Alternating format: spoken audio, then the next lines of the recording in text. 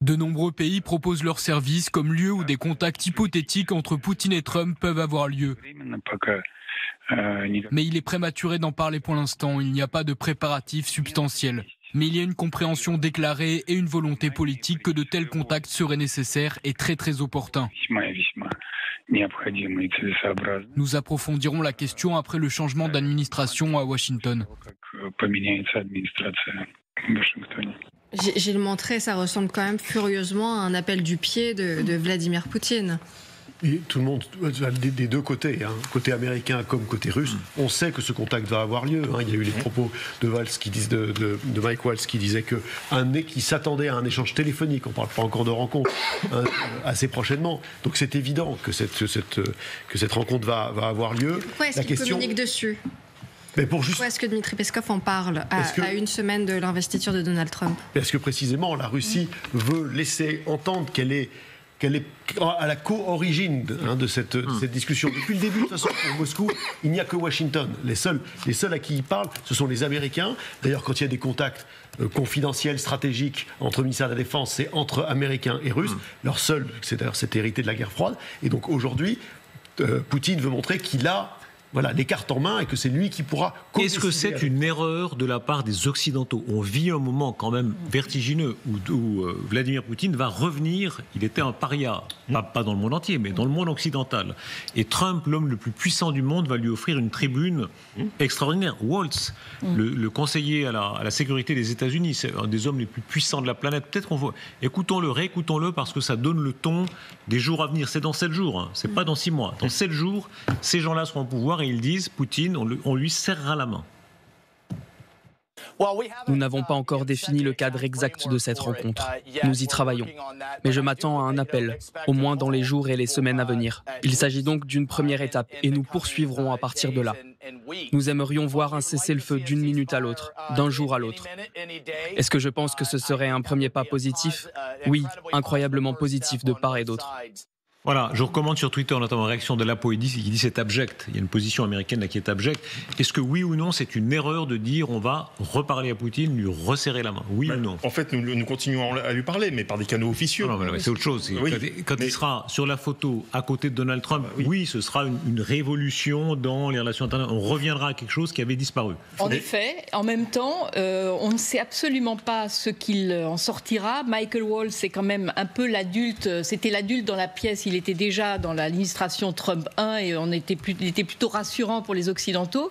Et d'autre part, Peskov, le porte-parole de Poutine, a montré de l'inquiétude avec les velléités de Trump de s'emparer du Groenland, parce que là, il voit bien qu'il y a un intérêt stratégique pour les États-Unis qui serait contre la Russie et la Chine, et que ce ne serait pas forcément amical de la part de Trump. On ne peut pas dire après Boutcha, beaucoup de gens sur ce plateau, je crois que vous en étiez même, disaient plus jamais Poutine. Et là, vous semblez dire vous-même, peut-être faut voir, peut-être ce ne sera pas dramatique. Je ne dis pas, je dis qu'on ne saura pas ce qu'il en découlera. Mais ce qui est le principe, avant de savoir ce qu'il en découle, sur le principe, est-ce que c'est bien ou non de S'il veut arrêter la guerre, Donald Trump, il est obligé de parler à Vladimir Poutine. Si c'est son objectif, avec qui voulez-vous qu'il parle ? C'est pas avec Volodymyr Zelensky qui n'a jamais voulu de cette guerre. Donc vous êtes obligé de parler à celui qui a le pouvoir justement de l'arrêter. Donc il y a eu Boutcha, il y a eu plein d'autres choses, mais n'empêche que Vladimir Poutine est toujours au pouvoir et que Donald Trump lui parlera. Mais dans le monde idéal, on ne négocie pas avec les terroristes. Voilà. Et Poutine, c'est un terroriste, c'est un État terroriste. Donc pour vous, c'est une erreur. Attendez, mais le monde n'est pas idéal. C'est ça le problème. Et Trump, qui est devenu président de façon démocratique aux États-Unis, il avait déjà déclaré qu'il allait régler ce problème, qui est important pour lui, en 24 heures. Mais ce qui est intéressant, à mon avis, d'abord, rien n'est absolument réglé. Trump peut se permettre tout, sauf une chose, il ne peut pas se permettre de perdre ce combat de coq sur la place publique, c'est-à-dire ce mano à mano face à Poutine. Il doit gagner ce combat. C'est presque un combat viril de deux mâles alpha. Et Trump comprend très bien que lâcher l'Ukraine, c'est perdre ce combat, c'est montrer sa faiblesse. Et ça, il ne peut pas se permettre. Donc, c'est-à-dire, il ne peut pas lâcher l'Ukraine à moins de montrer la faiblesse face à son propre électorat et aussi aux pays qui n'attendent que ça. Par exemple, la Chine. Vous voulez dire qu'il ne trahit pas l'Ukraine en parlant avec Vladimir Poutine ? Bien entendu, parce qu'on vit dans un monde global. Et si Trump, imaginons, le pire, lâche l'Ukraine, les Chinois, par exemple, diront les Américains sont faibles. Donc ce sera vraiment une possibilité pour les Chinois d'aiguiser leur couteau vis-à-vis de Taïwan. D'autres pays qui forment aujourd'hui ce qu'on peut appeler l'international des méchants ou l'international du mal vont relever le tête. Et qu'est-ce que veut faire Donald Trump ? Il veut redonner la grandeur aux États-Unis. Donc la démarche est complètement... Écoutez ceux qui pensent contre vous. Nicolas Tenzer, qui est un défenseur historique de l'Ukraine, il écrivait, déjà en janvier passé, il avertissait, la victoire de l'Ukraine doit être totale, absolue, écrasante et durable. Sinon, ce sera la Russie et la destruction durable de notre liberté. Il n'y a pas d'entre-deux, genre concession, accord de paix, négociation. Oui, enfin, excusez-moi, mais vu certaines positions de M. Tenzer, excusez-moi, quand je vois qu'il appelait au démantèlement de la Russie, quand je vois qu'il reprend les positions d'une organisation que j'ai dans le collimateur depuis plus d'un an qui s'appelle le Post-Richa Forum, que je vois... Si je commence à me la Pologne, Lech Walesa, qui n'est pas soupçonné, il recommandait aussi le démantèlement de la Russie. Voilà, c'est pas un agent de qui que ce soit. Ce que ne veulent pas les Américains. Voilà. Donc, non, mais sur le principe, est-ce que c'est une erreur, effectivement, de négocier ? Sur l'affaire de serrage de main, je voudrais rappeler une tradition mexicaine.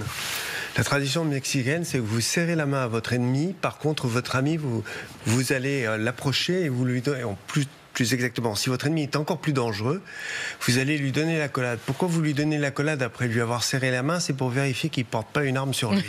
Parce que quand vous lui serrez la main, vous allez l'attirer à vous pour aller après vérifier qu'il n'a pas une arme le long de sa poitrine et un couteau dans la bonne boucle de sa ceinture. Donc vous voyez, dans cette gestuelle du serrage de main, il ne faut pas aller plus loin qu'une marque de respect mutuel. On parlait du combat de coq tout à l'heure, c'est les gens qui se mesurent. Et puis, voilà. Après, il faut vraiment... Non, mais attendez, pardon. Non, je suis obligé de vous interrompre. Non. Vous habillez quand même un retournement.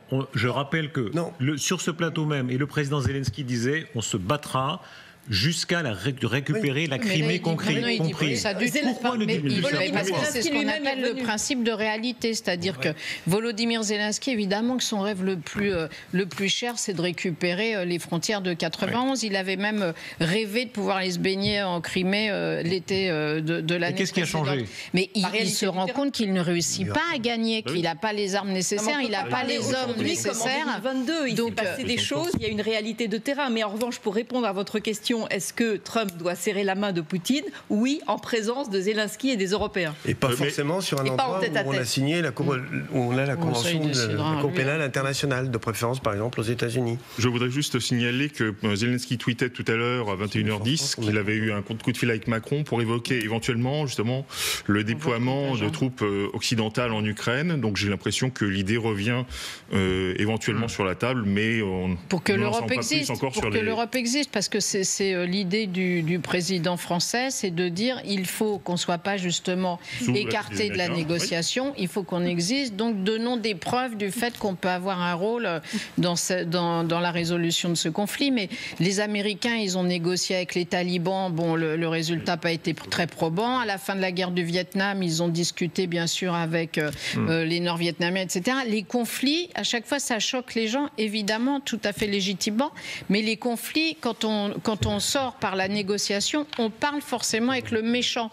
Et on peut se dire, ce qu'il a fait n'est pas bien. Oui, mais c'est lui qui a le pouvoir et c'est ce qu'on appelle le principe de réalité. Mais ce serait une situation là où Tanzer avait tout à fait raison quand il disait que c'est notre guerre. Il s'agit d'une guerre existentielle. Il ne s'agit pas d'un conflit local entre deux pays. Il s'agit de l'enjeu global qui nous concerne nous tous, la civilisation occidentale, qui peut sortir de l'histoire si l'Ukraine perd. Et si aujourd'hui l'Ukraine n'est pas capable de gagner... Quand c'est existentiel, on ne discute pas. Avec Hitler, on ne discutait pas. C'était inimaginable de dire on va quand même serrer la main à Hitler et puis peut-être que quand même ça va donner quelque chose. On a commis une erreur avec justement à cette époque-là. Donc si on suit votre logique, l'esprit munichois, c'était à l'origine de ça. Si on suit votre logique, on négocie pas, on ne serre pas la main effectivement. Si c'est existentiel. C'est-à-dire, je crois que c'est un peu plus compliqué parce que la négociation, ça ne veut pas dire la capitulation. Mais donc, oui, voilà, c'est-à-dire, il faut donner des muscles, des armes à la diplomatie. La négociation, c'est c'est pour éviter la capitulation si les choses tournent mal. Depuis la position de la force. Et là, c'est peut-être le concept de Reagan, le concept la paix par la force.